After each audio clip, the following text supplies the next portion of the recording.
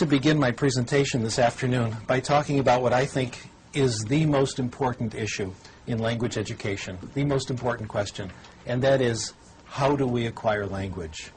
And I'd like to begin this discussion, this presentation, with an outrageous statement. In my opinion, we all acquire language the same way. The reason this is an outrageous thing to say is that these days in education, we're living in an age of individual variation. We're very concerned about how our students are different, not how our students are the same. Those who've been around in the field for a while remember, about 15, 20 years ago, people were very concerned about something called field-dependent learners and field-independent learners. You give people a certain test, and one group gets this treatment, one group gets the other. Then about 15 years ago, it was left side of the brain, right side of the brain. Some people are left hemisphere thinkers. Some people are right hemisphere. Then about 10 years ago, cognitive style. The cognitive style of the home culture differs from the cognitive style of the school culture. We have a clash, etc. Well, each of the examples I gave you is probably correct. There is individual variation, and there is quite a bit of it. Nevertheless, there are some things we all do the same. Let me give you some examples. Digestion. We all digest food the same, no significant individual variation. First you put it in your mouth, then you chew it up, then it goes down your throat, then into your stomach. That's how it's done everywhere. That's how it's done in North America, South America, Europe, Asia, Africa. That's how it's done everywhere in the world. The visual system's the same everywhere. It's always the occipital lobe in the back of the brain. It's never in the side of the brain. It's never in the front of the brain. It's never in the elbow. It's done exactly the same everywhere you go.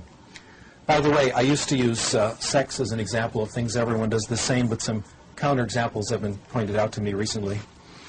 Actually, I saw this movie, if you really want to know the truth. Anyway, we all acquire language the same, and rather than just talk about it, I'd like to show you. I'd like to take just a couple of minutes and give you some sample language lessons. I'll use a language that I'm sure you've heard before, and maybe some of you speak, and you can tell me which of these two very brief lessons you like better.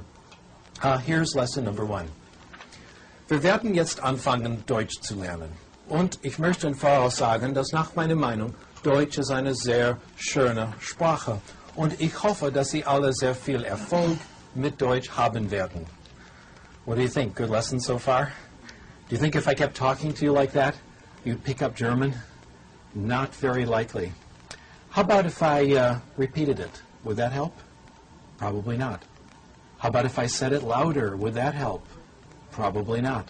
How about if I said it and you repeated it back? Again, I don't think that would help. How about if I wrote it out for you and you could see it on your television screen? That wouldn't help either. How about if I wrote it out for you and you copied it down?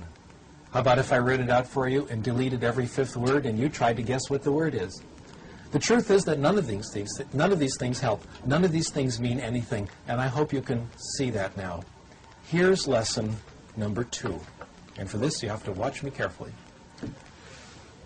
Das ist meine Hand. Verstehen Sie das? Hand? Everyone say, ja, I can hear you, even though it's a TV audience. Good. Kopf. Das ist mein Kopf. Verstehen Sie Kopf? Ja? Gut. Kopf. And here I'll draw a picture now. Kopf. Ist gut, ja? Schön. Kopf. Das ist Mr. Spock, ja? Mr. Spock hat 2 Ohren. Ohren. Verstehen Sie Ohren? Er hat 2 Ohren. Okay, Mr. Spock. Ja? Ach, nein. Entschuldigung. Okay. Augen. Verstehen Sie Augen? Augen. Wie viele Augen? 1, 2, 3 Augen. 3 Augen. Ist das richtig? 3 Augen? Nein. Wir haben nur 2 Augen. Mund. Verstehen Sie Mund? Und hier ist eine Zigarette, ja? Nein. Zigaretten sind nicht gut. If you understood lesson number 2, not every word, but more or less, I did everything necessary to teach you German. And now I'm going to share with you the most important thing I have learned about language. Probably the best kept secret in the profession. We acquire language in one way and only one way, when we understand messages. We call this comprehensible input. We acquire language when we understand what people tell us, not how they say it, but what they say, or when we understand what we read. Comprehensible input, in my opinion, has been the last resort of the language teaching profession. We've tried everything else. We've tried grammar teaching, drills and exercises, computers, etc. But the only thing that seems to count is getting messages you understand, comprehensible input. Now, one of the reasons lesson number 2 was better than lesson number 1 is we had Mr. Spock to help us out. So anything that helps make input comprehensible, pictures, knowledge of the world, realia, etc., helps language acquisition. If comprehensible input is true, what we call the input hypothesis is true, other things follow from it. And a very important corollary of the input hypothesis is this, and this may come as a bit of a surprise to some of you. Certainly came as a surprise to me. Talking is not practicing.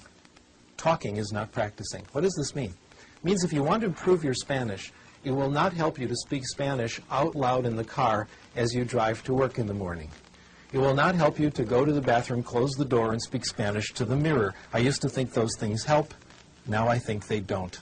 On the other hand, if we were a German class and we could hang together for a couple of weeks, say an hour a day of German, and I could keep the input light and lively, as in the second example, you'd start to acquire German. It would come on its own. And eventually, you'd start to talk. Your speaking ability would emerge gradually. Now, we have a lot of evidence that this is true, and the evidence is in the professional literature, in books, in journal papers, etc. And if you're an insomniac, you're welcome to look at all that. But rather than go through that, I'd like instead to tell you a story that illustrates the same point. I've used this story for a long time, so those of you who've heard it before, I've been using this for about 15 years, and the reason I've stay with it is that it makes the point very well, and I've discovered it's just about a universal experience. What has happened to me has certainly happened to you. And bear in mind, if you've heard it before and you're tired of hearing it, think how I feel. My experience took place in 1974 when I was briefly living in exile from California, working at the City University of New York at Queens College as Director of English as a Second Language. And like everyone else in New York, we lived in a big apartment building. And the apartment next door to us was owned by a Japanese company. And every year, there'd be a new family in the apartment. And every year, there were the children who couldn't speak English. And there I was, Director of English as a Second Language. I will teach English to these children and brag about it to my friends. So I remember going up to the little girl next door. She was 4 years old. Her name was Itomi. And I didn't know about this material on language acquisition then. Nobody did. And I thought then the way you get people to acquire a language is you get them to practice talking. So I tried to get her to talk. I'd say, Itomi, talk to me. Say good morning. Say hi. No response. Well, clearly I decided I've got to make this more concrete. Itomi, say ball. No response. Well, obviously I've got to break it down into its component parts. Let's work on initial consonants. Say ba. Look at my lips. Again, no response. There's a theory going around then that a lot of people still believe that children don't really want to acquire language. You have to kind of force it out of them. So I tried that. I won't give you the ball until you say ball. That didn't work either. No matter what I said, Itomi wouldn't speak. She didn't say anything the first week. She didn't say anything the second week, the first month, the second month, 5 months until she started to speak. Actually, that's not entirely true. Children during this stage do pick up certain expressions from the other children in the neighborhood. It's not real language. They understand approximately what they mean. It's not real language. They have a rough idea what it means. They use it in roughly appropriate situations. Things like, leave me alone, get out of here. In fact, one child I knew, the only thing he could say was, I kick your ass, said it everywhere. Wasn't quite sure what it meant. After about 5 months, Itomi started to speak. And several things were interesting about her language. First, it looked a lot like first language acquisition, the same process our children went through. 1 word, 2 words, gradually getting more complicated. Second, it came quickly. By the time Itomi and her family went back to Japan at the end of the year, her English was closing in on the way the other children in the neighborhood were talking. The question is this: what was going on during those 5 months? She was listening. She was picking out comprehensible input. When she started to speak, it was not the beginning of her language acquisition. Let me repeat that. When she started to speak, it was not the beginning of her language acquisition. It was the result of all the comprehensible input she had gotten over those 5 months. Now, a silent period for a child in a situation like this is not pathological. It's normal. It's what you expect. You'd like to have a silent period, wouldn't you? How would it be if you had to study another language, but you went to a class where you didn't have to say anything? Doesn't that sound wonderful? You can talk all you want. You can raise your hand. You can volunteer. But no one's going to call on you. No one's going to put you on the spot. Also, in this perfect class, if the input isn't comprehensible, it's the teacher's fault, not yours. That's how we're doing it now. And the results we're getting aren't a little better than other methods. They're actually much, much better. Before I leave this topic, let me put in a brief commercial message for speaking. I'm not opposed to speaking. I think when students speak, it's fine. But what counts in speaking is not what you say, but what the other person says to you. In other words, when you get involved in conversation, what counts is the input that you can stimulate from other people. So I'm in favor of student speaking, but we have to understand it makes an indirect, a helpful but indirect contribution to language acquisition. I'd like to discuss one more hypothesis before we move on to literacy, and this is a very important one called the affective filter hypothesis. Research in language acquisition has concluded that there are several factors that relate to success in language acquisition, and I'm going to list them here on your screen. One factor is motivation. Students who are more motivated do better in language acquisition. Those of you who study this know that it's a little more complicated than this, but this is a good approximation. Second, self-esteem. Probably the dominant concept today in popular psychology. Students with more self-esteem, more self-confidence do better in language acquisition. Third, anxiety. And here the correlations are negative. The lower the anxiety, the better the language acquisition. In fact, my hypothesis is for language acquisition to really succeed, anxiety should be 0. This has happened to you. Have you ever been in a situation, speaking a language that you may not speak very well, when the conversation gets so interesting, you temporarily forget that you're using another language? If this is happening to you, that's when you're acquiring. When your focus is completely on the message, what the other person is saying, and your anxiety is temporarily gone. By the way, as an important footnote to this, I guess today we say sidebar, as a sidebar to all this, I'm not sure that 0 anxiety is right for everything. I'm sure it's good for a lot of things, but I'm not quite sure how far to push this. Speaking to you as a college teacher, speaking to you as a parent, I'm not all that free and easy. I think there are certain things in school children absolutely must learn. I think my students at the University of Southern California should suffer. We have hard classes, tough requirements. You don't do the work, you're out.